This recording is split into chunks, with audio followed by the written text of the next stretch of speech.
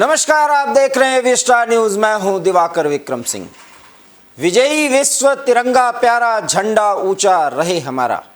जन गण मन की ये गूंज पूरे देश में 13 से लेकर के 15 अगस्त तक सुनाई पड़ेगी, क्योंकि प्रधानमंत्री नरेंद्र मोदी ने पूरे देश से ये आह्वान कर दिया है कि हर घर तिरंगा अभियान को सफल बनाना है और 13 से लेकर के 15 अगस्त जो आने वाला है उस दौरान पूरे देश के हर एक घर पर तिरंगा फहराया जाए।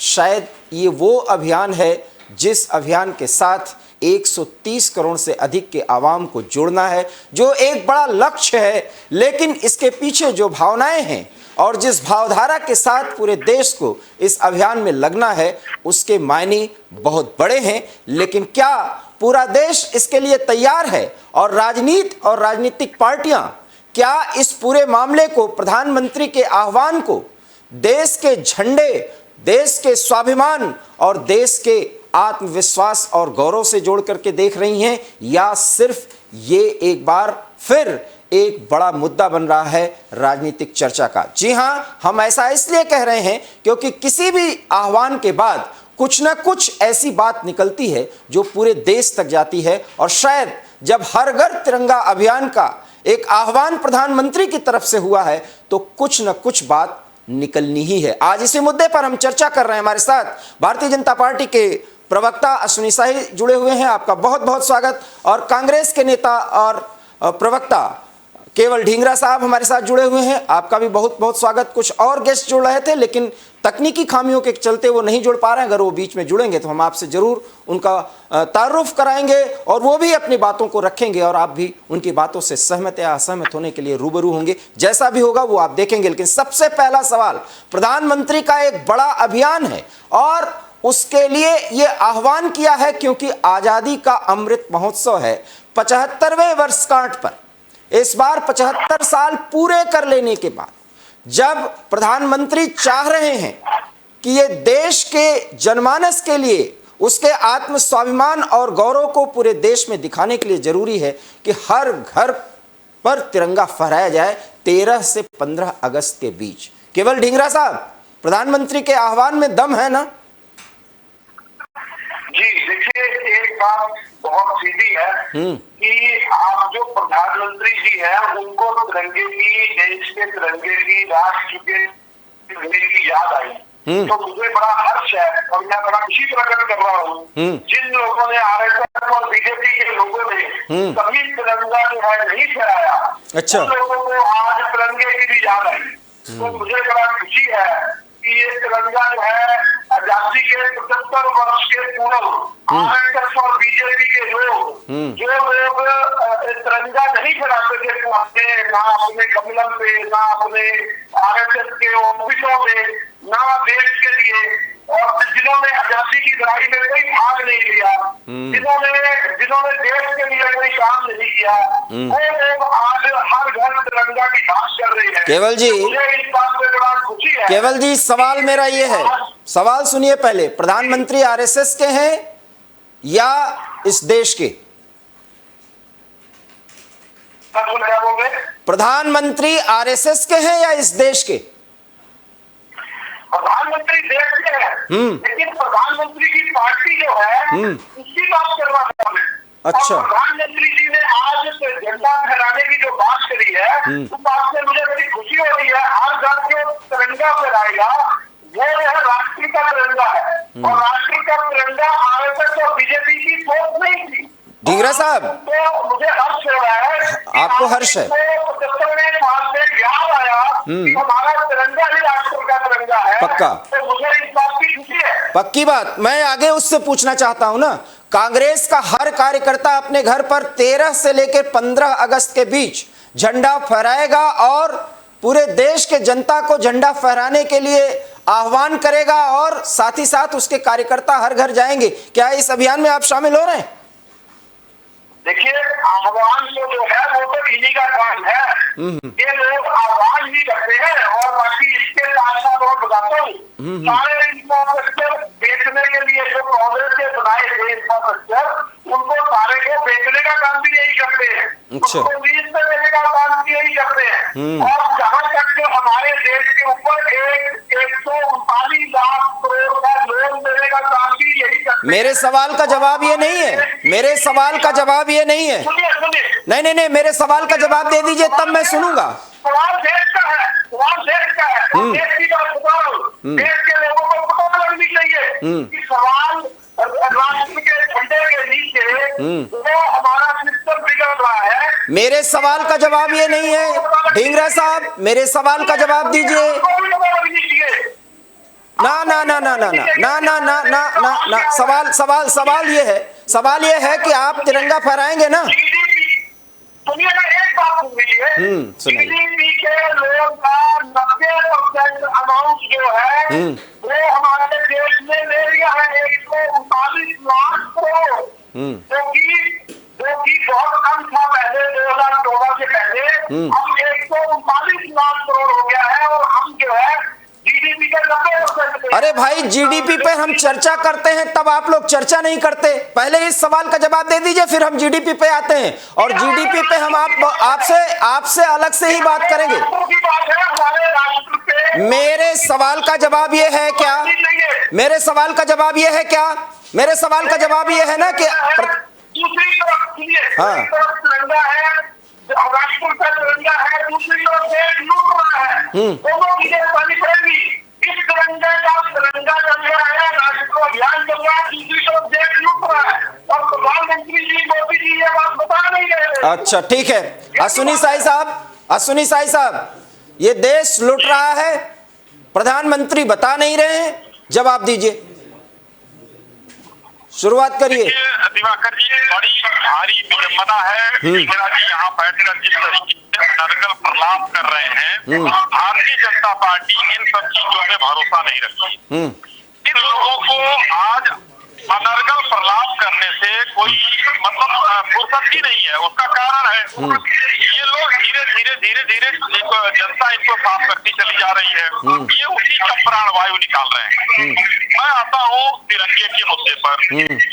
देखिए, माननीय प्रधानमंत्री नरेंद्र मोदी जी ने 22 तारीख को इनको जो दिन चुना, शायद आपके चैनल के माध्यम से मैं बताना चाहूंगा, देश के जो आपके लोग सुन रहे हैं, श्रोता और देख रहे हैं हम लोगों को, वो भी अगर जिसको नहीं जानकारी हो जानकारी कर ले। 22 जुलाई 1947 को हम भारत देश ने तिरंगे को अंगीकार किया था। हमने अपनाया था 22 जुलाई को। माननीय प्रधानमंत्री जी ने उसी दिन अपने इस घोषणा को कि 75वें वर्षगांठ पर हम हर तिरंगा फहराएंगे, एक आधिकारिक ट्वीट किया। और दूसरा ट्वीट जो किया उसमें भारत के प्रथम प्रधानमंत्री जवाहरलाल नेहरू जी द्वारा जो तिरंगा फहराया गया था उसकी फोटो भी उन्होंने। बिल्कुल सही बात। तो हम देश के लिए काम करते हैं और ये यहाँ बैठकर अनर्गल प्रलाप करते हुए छाती पीट रहे हैं, विलाप कर रहे हैं। आज देश अपना 75वां वर्षगांठ मनाने जा रहा है। देश के जो बच्चे हैं, जो हम लोगों ने अपने आजादी की लड़ाई को नहीं देखा है, मैं अपनी बात कर रहा हूँ, हम लोग उसके बाद पैदा हुए हैं। बच्चों ने जो इतिहास नहीं जानते हैं, हर घर में जिनके माता पिता जी की 75वीं वर्षगांठ होती है, 50वीं होती है, 25वीं होती है, सब मनाया जाता है। बड़े सौभाग्यशाली लोग होते हैं जो इन वर्ष में पैदा हो गए। और ये आज ये नहीं किया, वो नहीं किया, ऐसे नहीं किया, वो नहीं किया, इसमें रहने के बजाय अगर ये लोग देश के बारे में सोचते तो आज देश में इस तरीके को सुधारने की स्थिति नहीं होती। अश्विनी साई साहब, और आगे ले गए होते। एक सवाल है, एक सवाल है, जा रहे हैं आगे जी। एक सवाल ये है कि ये आह्वान ठीक वैसा है जिसका एक मजाक उड़ा था, एक आह्वान का, और प्रधानमंत्री के आह्वान पर पूरे देश की जनता जो आह्वान करते हैं वो करती है, भरोसा है। हम ये बात दावे के साथ कह सकते हैं। एक अभियान था कोरोना काल में, अगर आपको याद हो, कि पूरे देश की जनता शंख बजाए, थाली बजाए और सबने बजाया। हालांकि उसका मजाक हुआ, उस मजाक में मैं नहीं पढ़ना चाहता, उसके फायदे हुए, क्योंकि वो एक ऐसा दौर था जब पूरे देश की जनता की जो आत्मशक्ति थी उसके साथ पूरे देश के जनमानस को और राजनीतिज्ञों को और सरकार को, प्राधिकारियों को, सबको कनेक्ट होना था और वो ताकत दिखाना था। उसका एक बड़ा मनोवैज्ञानिक असर होता है, शायद उसकी व्याख्या विपक्ष न करना चाहे या न करे। मैं ये कहता हूं कि आजादी का जब ये अमृत महोत्सव है और हर घर पे तिरंगा फहराना है, तो इस आह्वान के लिए एक सर्वदलीय बैठक क्यों नहीं की गई? सबको जोड़ लिया जाता। जी दिवाकर जी, एक सवाल आपका है, उचित है। जो आपने चर्चा नहीं की उसी चर्चा से मैं शुरू करता हूँ। माननीय प्रधानमंत्री जी के ऊपर देश के लोग इस कदर करते हैं कि उन्होंने जो कोरोना वॉरियर थे उनके सम्मान में ताली थाली और शंख की बात की, दिया जलाने की बात की। पूरे देश ने उसको माना और सब साथ दिया और सबने एक साथ ये काम किया। भले ही विपक्ष उसके विरोध में रहा और आज तक ये लोग कहते हैं ये ताली बजवाने से कोरोना नहीं भागता है, ताली बजवाने से नहीं भागता है।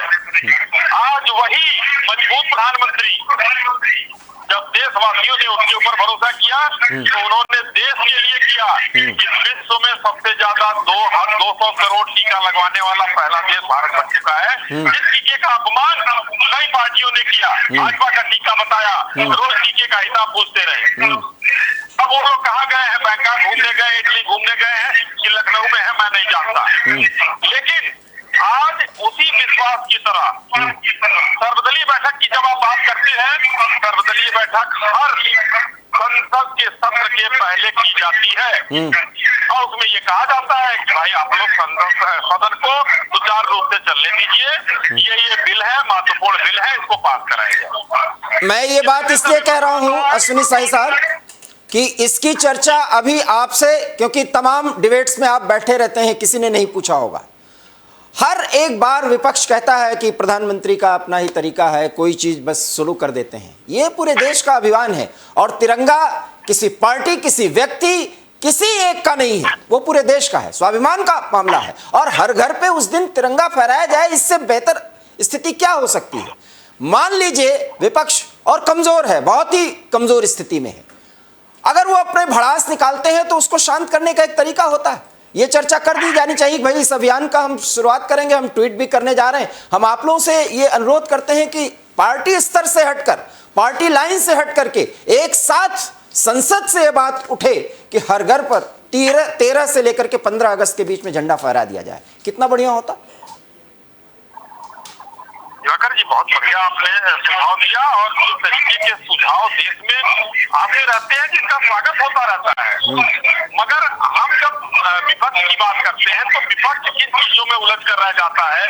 आज देश जो है आजादी का अमृत वर्ष मना रहा है, 75वां वर्षगांठ मना रहा है। दूसरी तरफ कांग्रेस के लोग कह रहे हैं कि देश के संसाधन पर मुस्लिमों का पहला हक है। माननीय मनमोहन सिंह जी ने कहा था, आज जो है गुजरात के अध्यक्ष ने कहा, तो ये लोग इसमें फंसे हुए हैं। जब सरकार कोई चीज बेहतर काम करती है, बेहतर बिल ले आने की कोशिश करती है, तो विरोधी दल उसका बाहर निकलकर बायकॉट करते हैं। ये विरोध के लिए विरोध करते हैं। उसी क्रम में आज जो गुजरात के इनके अध्यक्ष ने कहा है, ये तुष्टीकरण की राजनीति किस तरीके से कर रहे हैं। देश को आगे बढ़ाने की बात करें और मैं आपको बताना चाहूंगा, इस देश में किसी भी भाग में किसी भी चीज को उठा कर देख लीजिए, अगर निष्पक्ष देखेंगे तो आपको हर तरफ बेहतरी नजर आएगी।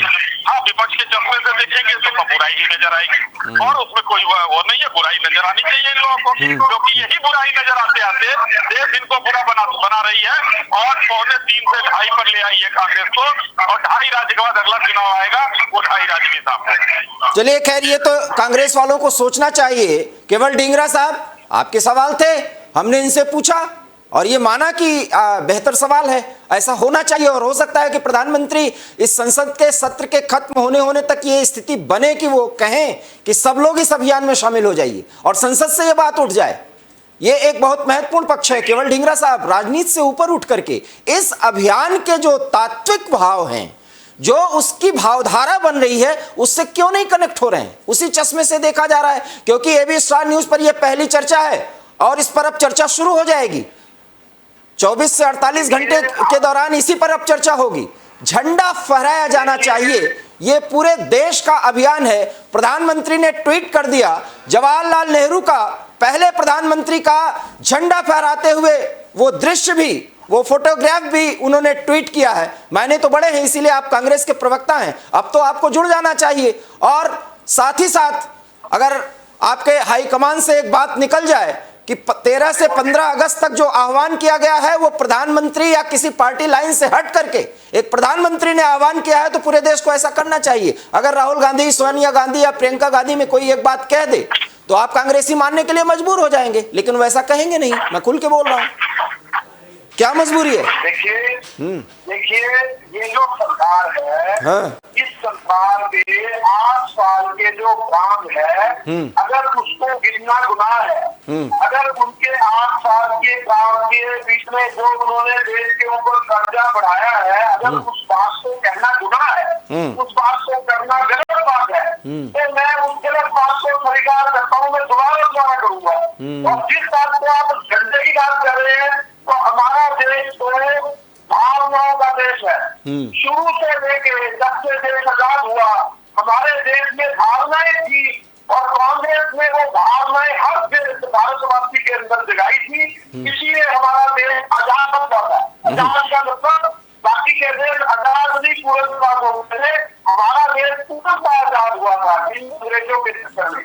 और ये लोग कुछ लोग भारत को बीजेपी के थे, ये अंग्रेजों के पीछे दोस्त थे और अंग्रेजों के साथ लोग, अंग्रेजों के साथ लोग हमारे देश को टुकड़े करते थे, देश को।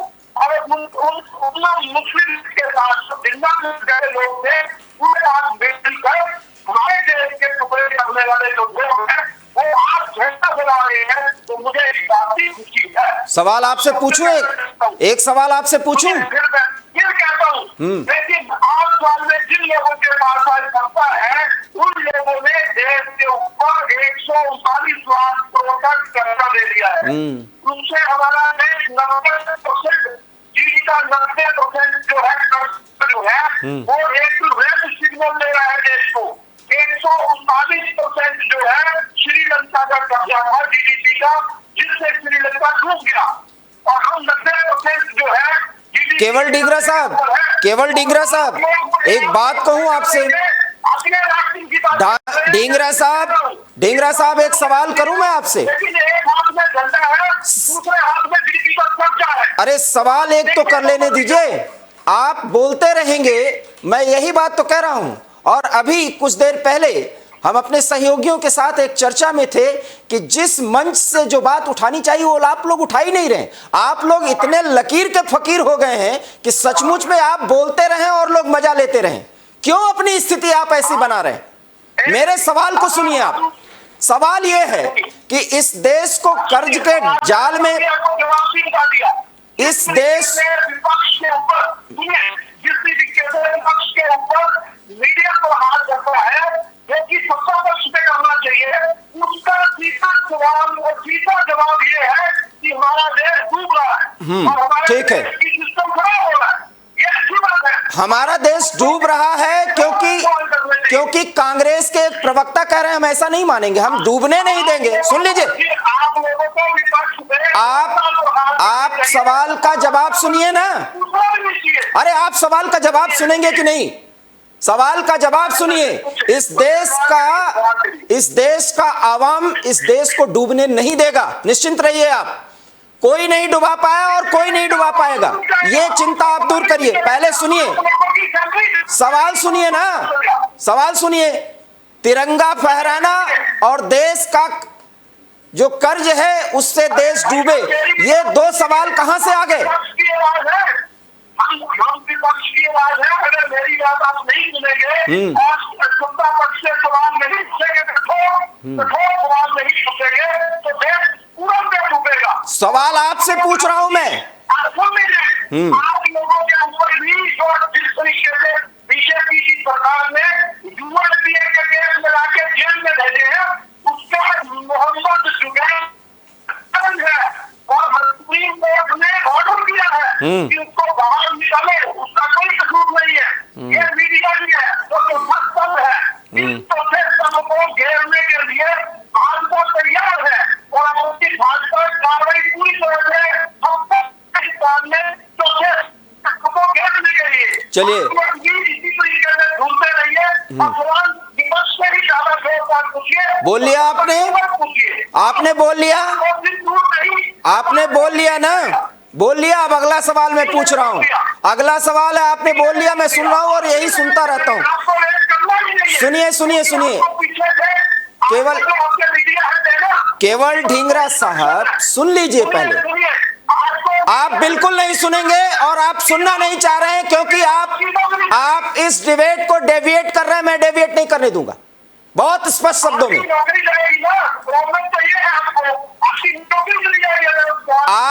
आपने न मुझे नौकरी दी है, न बीजेपी का कोई व्यक्ति नौकरी दिया है, याद रखिएगा। आप जिससे बात कर रहे हैं वो पत्रकार है। सुन लीजिए, सुन लीजिए, ना आपने कभी नौकरी दी है, ना बीजेपी का कोई व्यक्ति नौकरी नहीं दिया है। अपने ताकत पे नौकरी पाता हूं। अब पहले सवाल का जवाब दीजिए। आप लोग घटिया स्तर पे मत आइए, माफ करिएगा, घटिया स्तर पे नहीं आना चाहिए। आप पहले बात करिए, सवाल लीजिए इनसे, आप सवाल लीजिए, मैं आपकी नहीं सुनूंगा। झंडा फहराना हमारा राष्ट्रीय कर्तव्य है कि नहीं, पहले आप संविधान पे बात करिए। नहीं सुनेंगे अब आपकी बात, आपकी बात अब नहीं सुनी जाएगी, बिल्कुल नहीं सुनेंगे। अश्विनी साई साहब जवाब दीजिए। आप बिल्कुल बोलते, इनके आवाज नीचे करिए। अभी मत बोलिए। आपको झंडा फहराना चाहिए या नहीं? आपको राष्ट्रीय कर्तव्य के बारे में जानकारी है? राष्ट्रीय कर्तव्य तक आप लोग भूल गए हैं। आप क्या समझते हैं इस देश के नागरिक को? तुष्टीकरण की राजनीति करते करते इस स्थिति में आ गए। एक अखिल भारतीय पार्टी के स्तर को आपने यहां कर दिया। अश्विनी साई साहब जवाब दीजिए, क्या ऐसा कारण है जिसमें इस तरह से राजनेताओं की, राजनीतिक पार्टियों की चिढ़ है? आप लोग सहमति की राजनीति क्यों नहीं शुरू करते सर? अश्विनी साई साहब अब आप चुप रहिए। केवल ढींगरा साहब, मुझे आपकी भी बात इनसे रखनी होगी क्योंकि आप लोग अनर्गल प्रलाप, और अनर्गल प्रलाप का मतलब अगर आप समझते होंगे तो आप समझ जाएंगे। अश्विनी साई साहब बोलिए। आप अश्विनी साई साहब बोलिए, बोलिए, अपनी बात रखिए।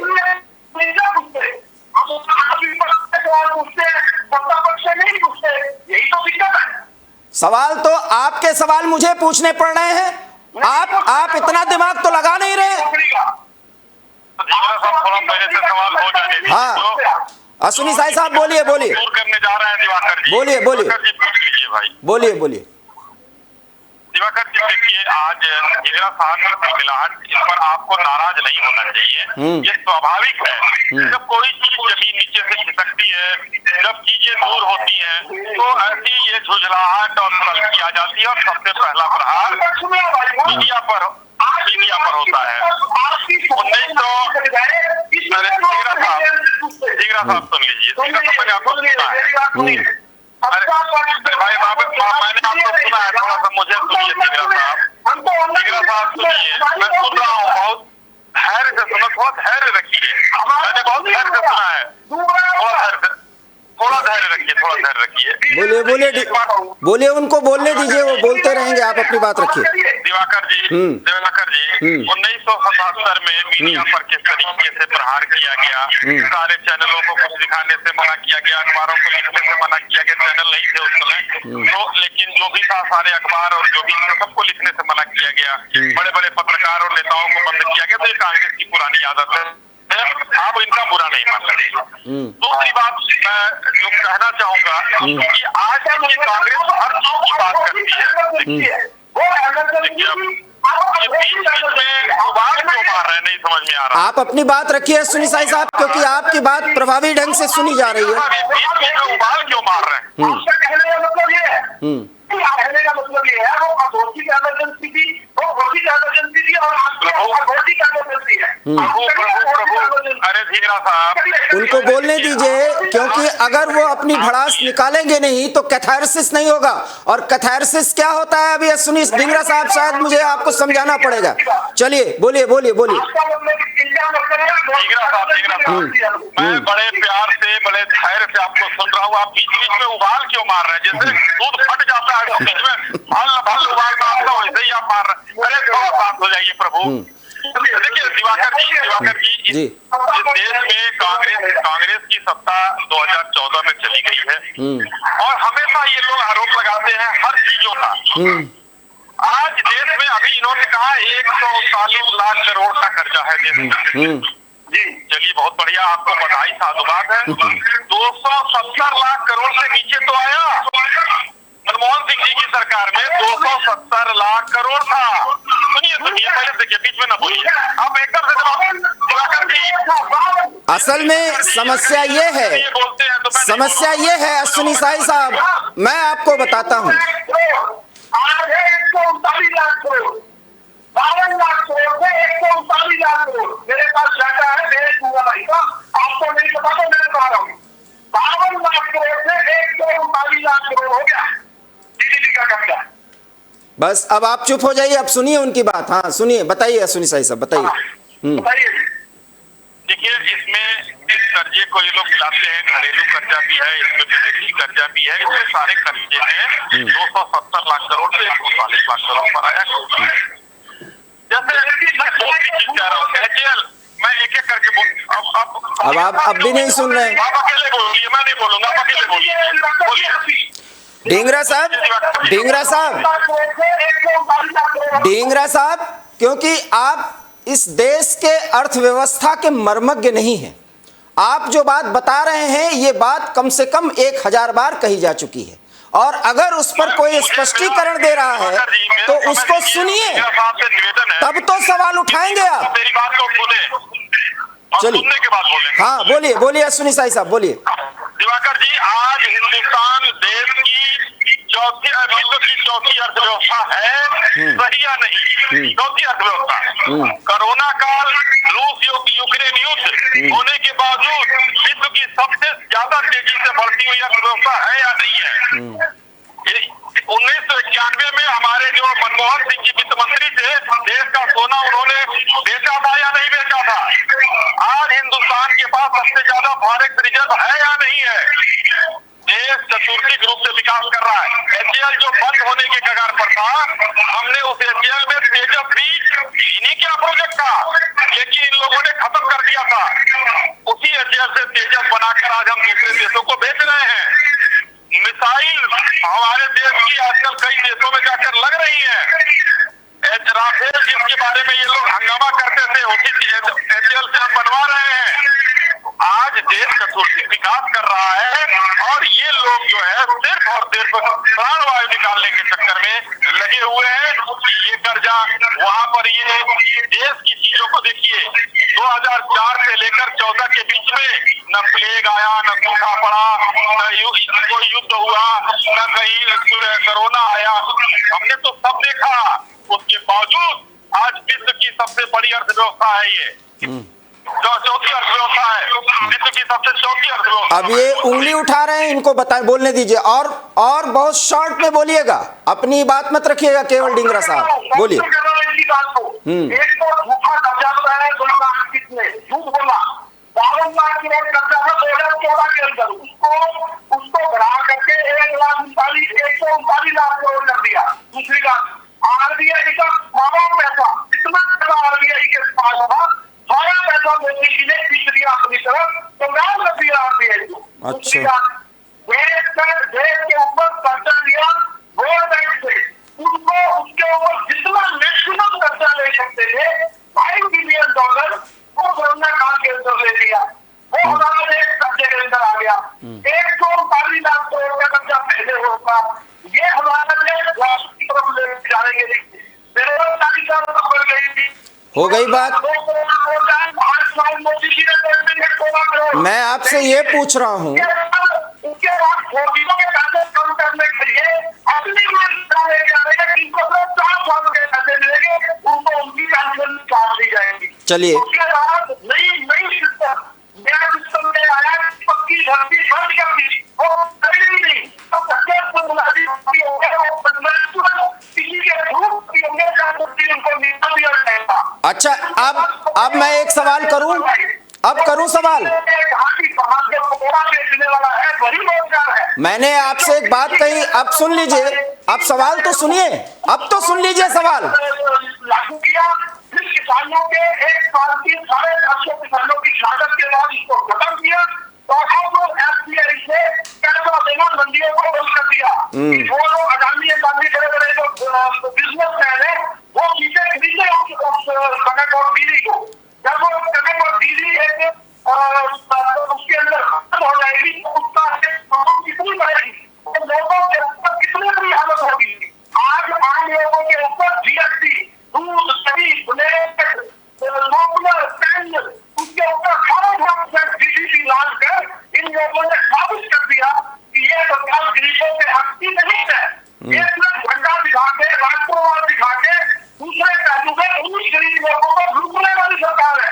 200% के बिजली, पेट्रोल, डीजल के ऊपर टैक्स लगा दिया इस सरकार ने, जो कि आम लोगों की जेब के अंदर से पैसा कैसे निकल रहा है उसको पता ही नहीं है। जो आदमी 400 लाख की सैलरी है, उसका 6 लाख रुपए देता है, उसको 2 लाख रुपए उसका ट्रांसफर टैक्स के रूप में उसकी जेब से खींचा जा रहा है। उसको खबर नहीं कि टैक्स का 2 लाख रुपए कहाँ गया। वो आदमी लूटने के बाद समझता है कि मेरा पैसा कहाँ जा रहा है। सिलेंडर जेब के अंदर सिलेंडर योजना लेके आए, वो सिलेंडर बेचारों के खाली पड़े हैं, भरवा नहीं सकते। उस सिलेंडर को 24 के बीच में रखना लोगों ने शुरू कर दिया, और ये यहाँ पे झंडे की बात करके, देश की बात करके, बड़े बड़े वो करके उसका समर्थन मीडिया के थ्रू प्राप्त करना चाहते हैं। अच्छा, अब सवाल करूं, आपका स्क्रिप्ट खत्म हुआ। अब आपका स्क्रिप्ट खत्म हुआ क्योंकि अब आप झंडे पे आ गए। अश्विनी साई साहब प्लीज, अश्विनी साई साहब प्लीज, अब आपका स्क्रिप्ट खत्म हो गया ना। हाँ, अब आपका स्क्रिप्ट खत्म हो गया। अब मेरा सवाल आप ही से होगा ना, अश्विनी साहिब से अभी नहीं सवाल होगा, अभी आपसे होगा। स्क्रिप्ट खत्म हुआ। अब आप ये बताइए, झंडा फहराना हमारा राष्ट्रीय कर्तव्य है या नहीं? झंडा फहराना हमारा राष्ट्रीय कर्तव्य है कि नहीं? सवाल नहीं सुन पाएंगे अब आप। आपकी आवाज कट के आ रही है भाई साहब, आपकी आवाज साफ नहीं है। केवल ढींगरा साहब, झंडे को फहराना हमारा राष्ट्रीय कर्तव्य है कि नहीं? जी है, बहुत ज्यादा है। हाँ, तो सुन, देखिए सवाल सुनिए अब आप। बीजेपी ने नहीं बनाया, सवाल तो सुनिए। 13 तारीख से 15 तारीख के बीच में झंडा फहराकर हर कांग्रेसी ये घोषणा करे कि झंडा फहराया है शान से, और अगर जिस सरकार ने, फिर नहीं सुना आपने, हम जब सोनिया गांधी जी को बगैर मतलब के कारण पीटी में बुलाया गया, हम भी झंडा फहरा रहे थे। आज हम डिस्ट्रिक्ट लेवल पे पूरे भारत के झंडा आज भी फहरा रहे हैं, और हम लोगों को गिरफ्तार करने का काम किया। सोनिया गांधी जी को तीसरे दिन के बाद 2016 के बाद 8 सालों के बाद पीटी में जानबूझकर बुलाया गया। ढींगरा साहब बहुत अब ढींगरा साहब, आपको नहीं लगता कि, आपको नहीं लगता ढींगरा साहब कि, ढींगरा साहब आपको ये नहीं लगता कि आप लोग जब किसी डिबेट को सबटाज करते हैं तो आपको नहीं लगता कि जनता कितना नाराज हो रही होगी और कितना हंस रही होगी? हाँ, आपके कुछ समर्थक होंगे जो बहुत मस्त हो रहे होंगे। क्या आपको ये नहीं लगता कि देश में बुरी हालत कितनी है, महंगाई कितनी है? मुझे आपको, मुझे झंडा है, दूसरी तरफ महंगाई है, और जो मुंह खोल के खड़ी है। मैं वही तो कह रहा हूँ, सवाल पूछने की है। मैं आपसे ये सवाल कर रहा हूँ। आप, मैं कांग्रेस से पूछूंगा, कांग्रेस पे मेरी भक्ति है भाई, मैं कांग्रेस से सवाल पूछूंगा। आप तो मानते हैं कि वो तो देश के लिए काम ही नहीं किए, हम उनसे क्यों पूछें? हटाइए बीजेपी को, हम कांग्रेस से पूछते हैं। मैं तो आपसे सवाल करूंगा।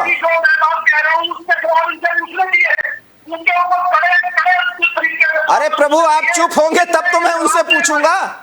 अरे भाई, आप सुनेंगे तब तो जवाब देंगे हम लोग। आप तो लगातार प्रभु है, आपको भाषण देते जा रहे हैं। माफ करिएगा, अनुरोध कि डिबेट को सबटज मत करिए, एक सवाल एक जवाब। आपका, हमारा, सबका कर्तव्य है ना झंडा फहराना, है या नहीं?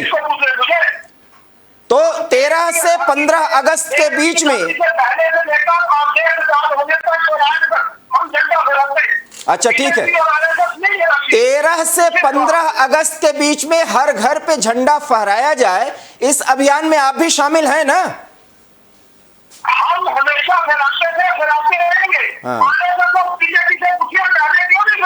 हाँ, अब भाई अश्विनी साई साहब मान तो ये गए कि हम फहराएंगे, क्योंकि ये नहीं मानेंगे तो इनकी और भद पिटने वाली है। अब आप ये बताइए, मेरे भैया आप तो फहराते थे, हर घर का एक अभियान है मेरे भाई।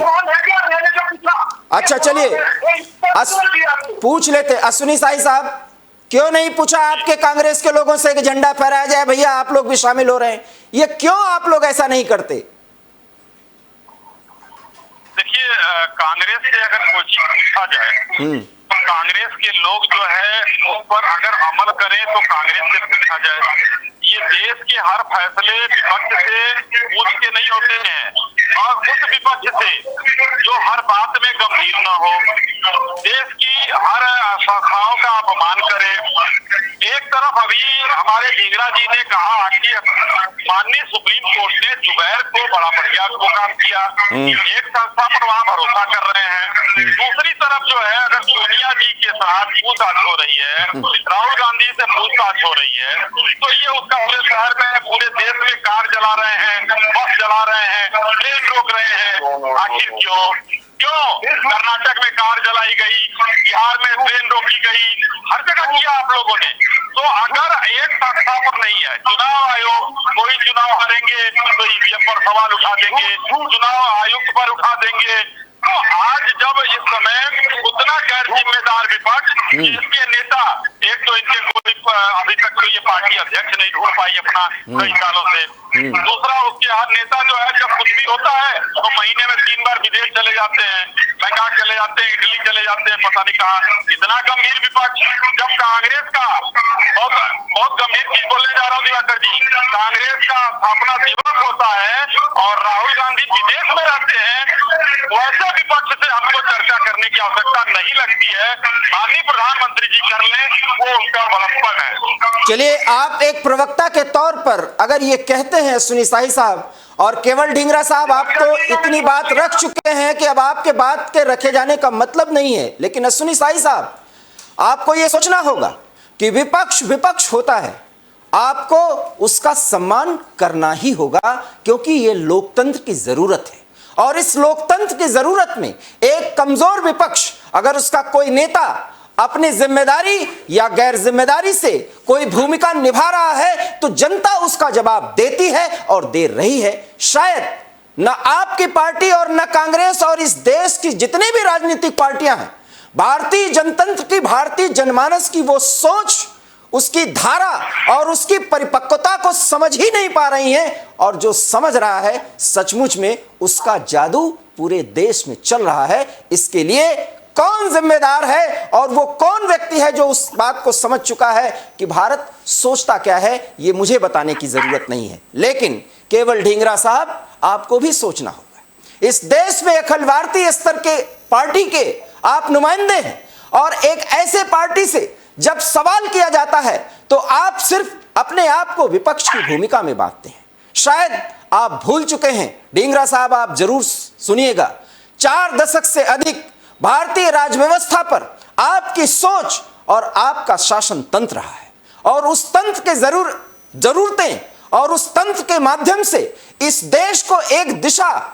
और एक दशा में लाने की स्थिति आपके, हमारे, जो आपके नेता थे और हमारे प्रतिनिधि थे, उनके प्रयासों से भी ये देश आगे बढ़ा।